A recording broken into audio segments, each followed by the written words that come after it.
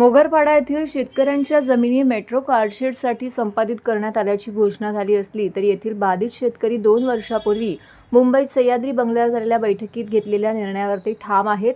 त्यानुसार पुनर्वसन व्हावे अशी मागणी करत सुमारे 250 भूमिपुत्रांनी आमदार संजय केळकर यांच्याकडे धाव घेत व्यथा मांडली। मेट्रो कारशेडचा प्रश्न अद्याप संपला नसल्याने मोगरपाडा येथील बाधित 167 भाडेपट्टेधारक 32 अतिक्रमणधारक शेतकऱ्यांच्या भूमिकेवरून स्पष्ट झाले आहे। MMRDAने कारशेडसाठी मोगरपाडा येथे एकूण 174.1 हेक्टर क्षेत्रफळ जमीन ताब्यात घेतली आहे।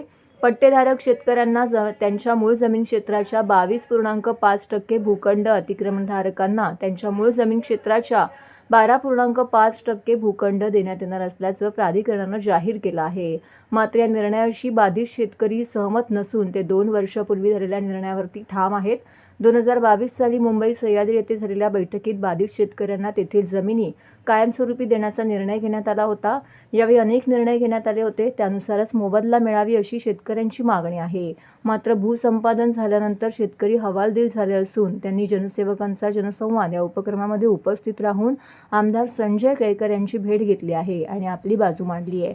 आमचा विकासाला विरोध नाही, पूर्वी जे निर्णय झाले त्याची अंमलबजावणी व्हावी अशी भूमिका त्यांनी मांडली आहे।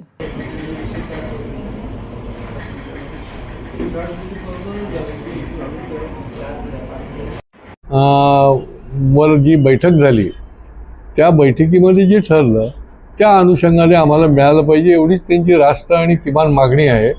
तर त्या मागणीच्या अनुषंगाने माझी त्या अधिकाऱ्यांशी चर्चा चालू आहे। MMRDAच्या अधिकाऱ्यांशी असेल, कलेक्टर ऑफिसची असेल, आणि मला वाटतं की शेवटी हा भूमिपुत्र आहे, हा 2-2, 3-3 पिढ्या त्या ठिकाणी राबणारा आहे आणि त्याला पण न्याय मिळाला पाहिजे आणि डेव्हलपमेंटसुद्धा त्याच्यामध्येही कुठल्याही प्रकारचा अडथळा येता कामा नये।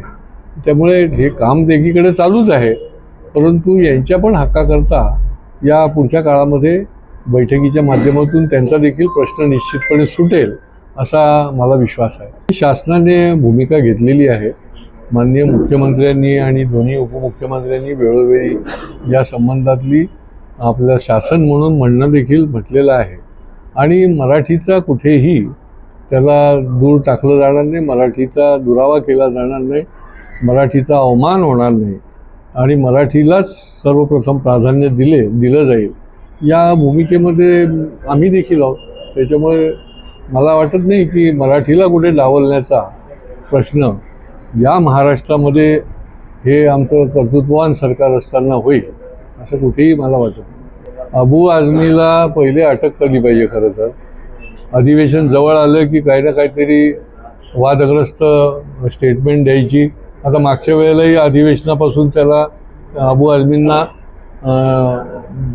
बाहेर ठेवलं होतं, त्यांना प्रवेश दिला नव्हता, त्यांना सस्पेंड केलं होतं आणि त्याच्यामुळे भडकाऊ भाषणं करून या देशामध्ये राज्यामध्ये अस्थिरता निर्माण करणं हे योग्य नाही आणि हे वेळोवेळी अबू आझमी करतायत आणि त्याच्यामुळे त्यांच्यावर ठोस अशा प्रकारचीच कारवाई शासनाने केली पाहिजे।